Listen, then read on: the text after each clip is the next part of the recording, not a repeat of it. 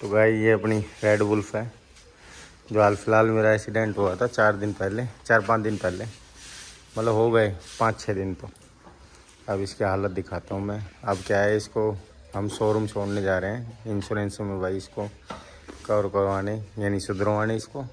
फिलहाल इसकी हालत दिखा देते हैं और मेरी हालत देखना। पकड़ो फ़ोन।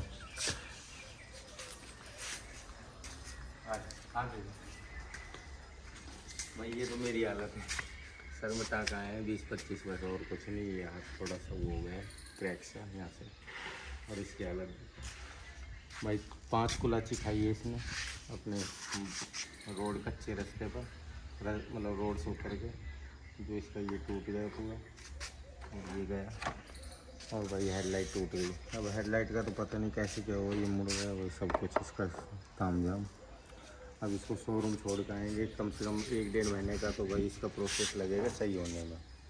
फ़िलहाल पीछे का है जो अपना ये गियर टूट गया पूरा, गियर लीवर है जो पॉइंट आता है अपन फुट रेस्ट, ये गियर का पॉइंट ये सारा टूट गया। अब इसको ले जा भी नहीं सकते। वैसे इंजन परफेक्ट है एकदम चालू कंडीशन में, स्टार्ट भी करेंगे तो भाई ये हो जाएगी स्टार्ट। ये देखो आप, अब इसका क्या है वो डाउन, जब अपन गियर डालते हैं और स्टैंड लगाते थे तो कट ऑफ वो सिस्टम हमने डायरेक्ट कर दिया क्योंकि वो ख़राब हो गया था सेंसर। फिलहाल ये देखो मीटर फूट गया इसका, इसमें पता नहीं क्या टिका है।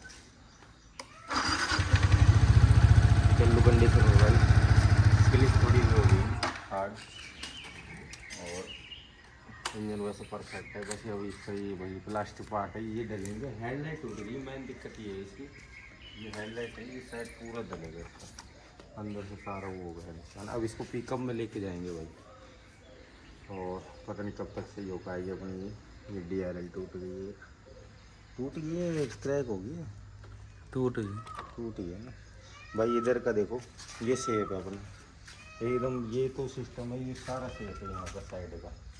और फिलहाल मैं भी सेफ नहीं हूँ, मेरा तो भाई डॉक्टर ने बोला 10-15 दिन में सही हो जाऊँगा। ये तो कोई ज़्यादा मेजर वो नहीं है, बस ये है कि भाई मैं तो भाई ये एक्सीडेंट कैसे हुई थी मेरा और इसका एक्सीडेंट कैसे हुआ था, पहले मैं इसका रीज़न बता देता हूँ क्या था। भाई ये देख लो टंकी तो सारी क्रैक हो गई, फूट गई है। तो अंदर का वो टंकी मैन वो सही है। तो ये क्रैक कैसे हुई थी भाई, जो अपने रास्ता होता है ना, जो भी अपना रोड होता है, और जैसे हल्का सा भी जंप आता है नॉर्मल सा भी, और जैसे अपनी गाड़ी स्पीड हो भाई 80 के करीब मान लो आप, 80 मेरी तो थी 90-80 फ़िलहाल। तो ये मैंने हर बार इसमें भाई मेरे साथ हो चुका था ऐसे पहले, पर एक्सीडेंट अब हुआ है उस वजह से। नहीं पहले मैं खूब बच चुका था, मतलब खूब बचाव हुआ था मेरा उस कारण, जब भी इसमें ऐसी प्रॉब्लम आई थी भाई। एक तो कुछ तो इसके ये जो शॉकर है ना अगले, ये ज़्यादा इसलिए लचीले नहीं है, बहुत हार्ड शॉकर है। मैन तो इसका एक ही ये कारण है। और जैसे ये जैसे उस पर एकदम से हाई स्पीड पे उस ब्रेकर को क्रॉस करती है, तो भाई ये हैंडल वाइब्रेट करने लग जाता है, एकदम वाइब्रेशन ऐसे हलने लग जाता है बहुत, मतलब मान नहीं सकते कि कितनी तेज़ हलने लग जाता है। उसमें बैलेंस संभालना बहुत मुश्किल हो जाता है राइडर को।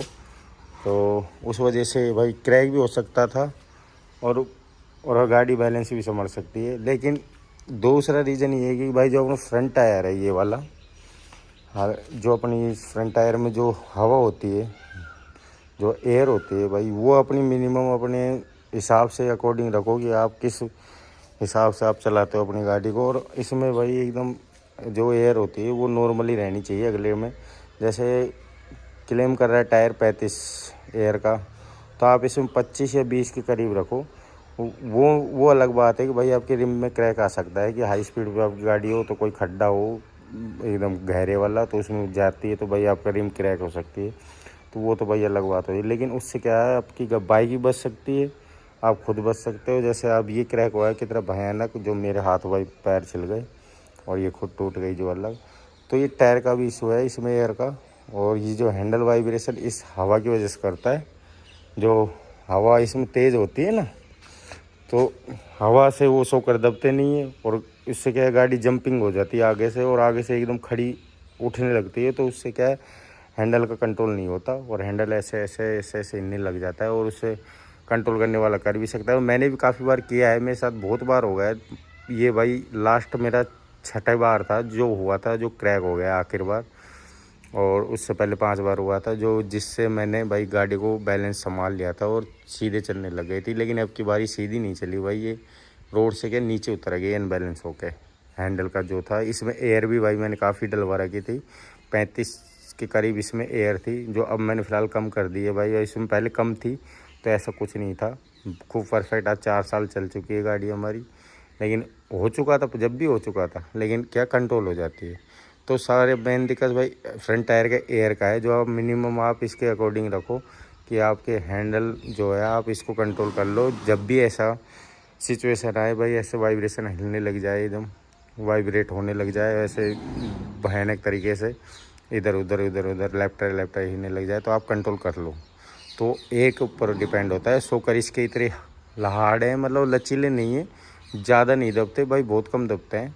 तो सबसे इसके ख़राब सोकर यही फ्रंट सोकर ही हैं इसके सबसे। दोनों ही सोकर ख़राब हैं, लेकिन क्या बताऊं कि बस सबसे मेरे को रीज़न बस इसका एयर का ही लगा, क्योंकि मैंने 2 दिन पहले इसमें एयर डलाया था और तीसरे दिन मेरा एक्सीडेंट हो गया। तो ये है भाई कुछ रीज़न इसका एक्सीडेंट होने का। फिलहाल गाड़ी की हालत देखो, अब इसको छोड़ के आएंगे भाई। अब ये जा तो चल तो सकती नहीं है भाई, इंजन सेफ है भाई, गेयर टूट गया है, इसको चला नहीं सकते। अब इसको कोई टम्पू वम्पू में डाल के कंपनी छोड़ के आएंगे, 1-1.5 महीने लगेंगे। तो ये हो गया था बस, कुछ रीज़न यही था। बाकी गाड़ी अपनी चालू कंडीशन में भाई। ये है भाई, आपको कुछ समझ आया हो मेरी मतलब मेरे को थोड़ा अभी भी याद नहीं है कुछ बातें इसकी। जे इसके साथ मेरे साथ हुआ क्या था कि वो ब्रेकर आया हल्का सा, ज़्यादा बड़ा ब्रेकर भी नहीं था भाई, नॉर्मल सा ब्रेकर था। गाड़ी थोड़ी स्पीड पे थी, 80 के करीब थी, इतना तो याद है। लेकिन एक्सीलेटर मेरे से ज़्यादा हो गया जब ये उछलने लग गई, जब हैंडल एकदम वाइब्रेट होने लग गया, इधर उधर लेफ्ट राइट घूमने लग गया, तो उससे कंट्रोल नहीं कर पाया। और ये हवा की वजह से ये उछल गया था टायर, जब ज़्यादा हवा थी इसमें तो ऐसे जंप करने लग गया और ये आगे से उठ गई और पीछे से एक्सीलेटर मेरा और दब गया, तो उस टायर में ज़्यादा स्पीड बन गई और फिर ये नीचे उतर गई और ये स्लिप होके मेरे को भाई लेके साथ चल गई। तो इस वजह से इसका भी क्रैक हुआ, मेरा भी हुआ। तो आपको मेरी इस वीडियो से कोई जानकारी मिली हो या फिर मैंने कुछ गलत बोला हो तो मेरे को कमेंट में ज़रूर बताना। बाकी मेरे को 2 ही रीज़न बस इसके यही लगे, इसके हार्ड शॉकर और अपने फ्रंट टायर में हवा ज़्यादा होने के कारण ऐसा क्रैश हो सकता है। जिससे स्पोर्ट बाइक में, ऐसी बाइक में भाई ऐसा कई बार मैंने वीडियो भी देखी रील में, ऐसे वाइब्रेट होते हुए हैंडल लेफ्ट राइट होने लग जाता है और काफ़ी लोग कंट्रोल भी कर लेते हैं। मैं भी कर चुका हूँ पहले। अब ये तो भाई बहुत बार हो चुका था मेरे से, अभी आखिरी बार ये क्रैक हो गई उस कारण। तो मैंने भी काफ़ी बार कंट्रोल किया है इससे, लेकिन अब की बार ये गिर गई। भाई साहब पिकअप में डाल के ले जा रहे हैं अपनी R15 को। अब इसको शोरूम छोड़ के आएंगे, एडजस्ट कर रहे हैं अभी इसको, रस्सी वस्सी से बांध के, गिरे नहीं है।